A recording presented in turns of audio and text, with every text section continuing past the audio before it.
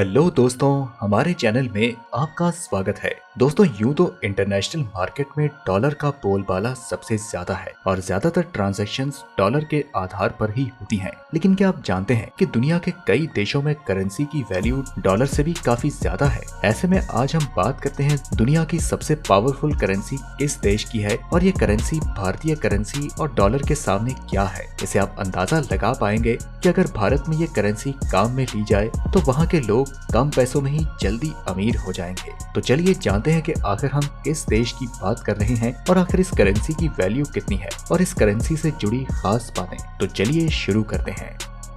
अगर दुनिया की सबसे स्ट्रॉन्ग करेंसी की वैल्यू की बात करें तो कुवैत की करेंसी को वैल्यू के हिसाब से सबसे ज्यादा मजबूत माना जाता है। वैसे तो कुवैत एक छोटा सा देश है जो कि भौगोलिक रूप से इराक और सऊदी अरब के बीच स्थित है। यहाँ कुवैती दिनार चलन में है और अगर भारत की करेंसी से इसकी तुलना की जाए तो एक कुवैती दिनार की वैल्यू भारत में 253 रुपए के बराबर है। वहीं डॉलर की तुलना की जाए तो एक कुवैती दिनार 3.29 डॉलर के बराबर है, यानी कि ये अमेरिकी डॉलर की वैल्यू से 3 गुना ज्यादा है। अब इससे आप अंदाजा लगा सकते हैं कि ये दिनार कितना महंगा है। अब सवाल ये उठता है कि आखिर ये करेंसी इतनी महंगी क्यों है। कुवैत की करेंसी के ज्यादा पावरफुल और ज्यादा वैल्यू होने के पीछे कई कारण हैं। कुवैती दिनार के बारे में बात करने से पहले हमें थोड़ा कुवैत के इतिहास को जानना होगा।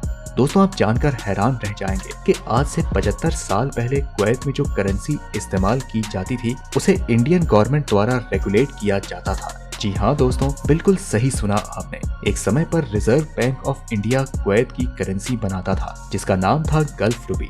ये इंडियन रूपी से काफी मिलता जुलता था। इस गल्फ रूपी के नोट पर गवर्नमेंट ऑफ इंडिया लिखा होता था। उस समय इंडियन रूपी और गल्फ रूपी के नोट में जो नंबरिंग होती थी उसमें एक लेटर Z का फर्क होता था। गल्फ रूपी में जो नंबर होते थे वह हमेशा Z से शुरू होते थे। इस गल्फ रूपी के बारे में खास बात ये थी कि इसे इंडिया में इस्तेमाल नहीं किया जा सकता था और ये सिर्फ इंडिया के बाहर ही चलते थे।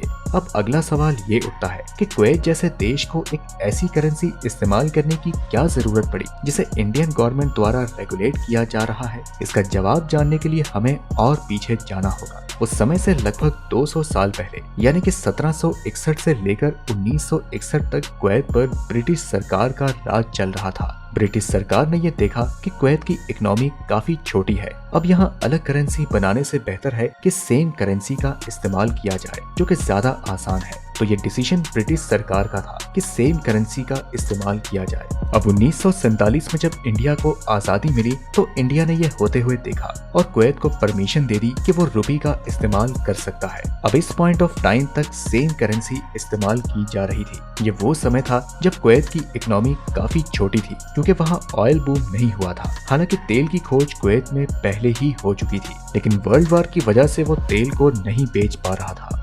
अब इंडिया की आजादी के कुछ सालों बाद एक प्रॉब्लम होती हुई दिखती है और वो थी गोल्ड ट्रैफिकिंग की। गल्फ के एरिया में एक बड़ी ट्रैफिकिंग हो रही थी। दरअसल होता यूं था कि स्मगलर गोल्ड ले जाकर इंडिया में बेचते थे और बदले में इंडियन रूपी लेते थे और उसी को ले जाकर गल्फ कंट्री में एक्सचेंज कर लेते थे, जिससे कि इंडिया की इकोनॉमी को काफी नुकसान सहन करना पड़ रहा था। इसी कारण 1959 में भारत सरकार ने ये डिसाइड किया कि गल्फ के एरिया के लिए अलग करेंसी इंट्रोड्यूस की जाएगी जिसका नाम होगा गल्फ रूपी और इंडियन रूपी से ये 1:1 में कन्वर्ट की जाएगी। लेकिन फर्क ये होगा कि गल्फ रूपी को इंडिया के अंदर इस्तेमाल नहीं किया जा सकेगा, जिससे स्मगलिंग पर काफी हद तक रोक लग पाई। कुवैती दिनार को पहली बार साल 1960 में लॉन्च किया गया जब इसे ब्रिटिश साम्राज्य से आजादी मिली थी और ये उस समय 1 पाउंड के बराबर था। कुवैती सरकार के द्वारा इसका प्राइस फिक्स किया जाता है 13.33 इंडियन रुपीस टू 1 कुवैती दिनार और 1970 तक प्रोग्रेस इतना अच्छा चलता है कि कुवैत अपने इलाके का सबसे डेवलप कंट्री बन चुका होता है। एक खास बात ये भी थी कि साल 1946 से 1982 तक के समय को कुवैत का गोल्डन एरा कहा जाता है। 1966 तक गल्फ रूपी सर्कुलेट होता रहता है, लेकिन उसके बाद भारतीय सरकार को इंडियन रूपी को किसी कारणवश डी वैल्यू करना पड़ता है क्योंकि इस वक्त इंडिया को चाइना के साथ और पाकिस्तान के साथ लड़ना पड़ा था। लेकिन इसकी डीवैल्यूएशन के साथ गल्फ कंट्रीज पर इसका असर पड़ता है जिससे कि गल्फ कंट्रीज अपनी करेंसी बनाने पर मजबूर हो जाते हैं। ओमन, कतर, और संयुक्त अरब अमीरात जैसे कंट्रीज अपनी खुद की करेंसी बनाते हैं। इसके बाद 1975 में कुवैती दिनार का एक्सचेंज रेट फिक्स कर दिया जाता है, जिसे हम ग्रुप ऑफ करेंसीज या बास्केट ऑफ करेंसीज भी कह सकते हैं। दरअसल दोस्तों 3 टाइप के एक्सचेंज रेट होते हैं: fix exchange rate, floating exchange rate और mix exchange rate. Fix exchange rate का मतलब है कि अपने देश की करेंसी एक्सचेंज रेट किसी दूसरे देश की करेंसी के साथ फिक्स कर देना। इससे किसी दूसरी करेंसी के साथ उसके हिसाब से आपके देश की करेंसी की वैल्यू ऊपर नीचे होती रहती है। जैसे कि किसी देश ABC की एक नई करेंसी बनाई जा रही है जिसमें करेंसी की वैल्यू 7 पाउंड के बराबर होगी। अब जैसे जैसे पाउंड की वैल्यू ऊपर नीचे होती जाएगी, उस देश की करेंसी भी ऊपर नीचे होती जाएगी। फ्लोटिंग एक्सचेंज रेट का मतलब ये है कि मार्केट में सप्लाई और डिमांड को देखकर करेंसी की वैल्यू ऊपर नीचे होता रहना। दोस्तों mixed exchange rate floating exchange और फिक्स्ड एक्सचेंज रेट का मिक्स होता है, यानी कि दोनों का कॉम्बिनेशन। अब Indian rupees floating exchange rate पर काम करता है। आजकल ज्यादातर करेंसीज फ्लोटिंग एक्सचेंज रेट पर काम करती हैं या मिक्स्ड एक्सचेंज रेट पर, लेकिन इसमें एक्सेप्शन वाले गल्फ कंट्रीज हैं जो कि आज तक फिक्स्ड एक्सचेंज रेट पर ही चल रहे हैं। जैसे कि कुवैती दिनार आज तक सिर्फ फिक्स्ड एक्सचेंज रेट पर ही चल रहा है।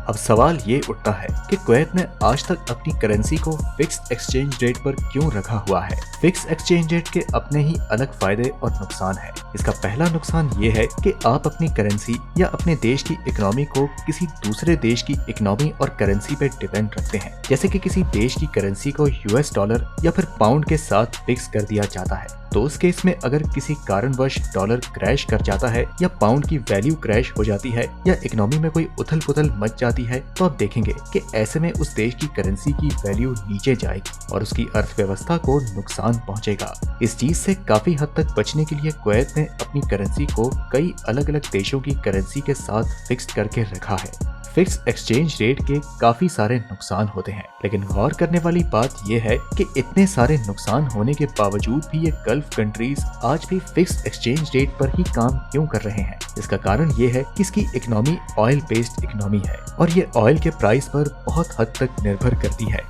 गौर करने वाली बात यह है कि ऑयल का प्राइस काफी ज्यादा वोलेटाइल होता है। ये साल दर साल काफी ज्यादा ऊपर नीचे होता रहता है। अगर ये कंट्रीज फ्लोटिंग एक्सचेंज रेट का इस्तेमाल करने लग गया तो तेल की डिमांड और सप्लाई को देखकर इन कंट्रीज की जो करेंसी है वो भी बड़ी तेजी से ऊपर नीचे होने लगेगी। करेंसी की वैल्यू कुछ बिटकॉइन की तरह ही बड़ी तेजी से एक्सचेंज होगी और इसी चीज को अवॉइड करने के लिए इन्होंने फिक्स्ड एक्सचेंज रेट का सिस्टम अपनाया हुआ है।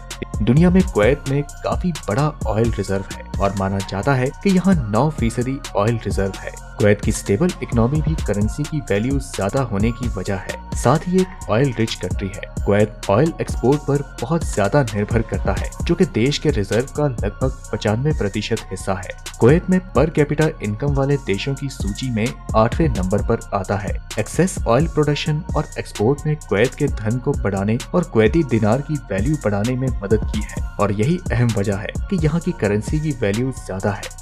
तो दोस्तों आज की इस वीडियो में इतना ही। उम्मीद है कि इस वीडियो को देखने के बाद आप ये बखूबी जान चुके होंगे कि कुवैती दिनार दुनिया में सबसे महंगी करेंसी क्यों है। अगर आप भी इसके बारे में कुछ जानते हैं तो अपनी जानकारी हमें कमेंट सेक्शन में जरूर बताएं। हम मिलते हैं आपसे अगली वीडियो में, तब तक के लिए नमस्कार।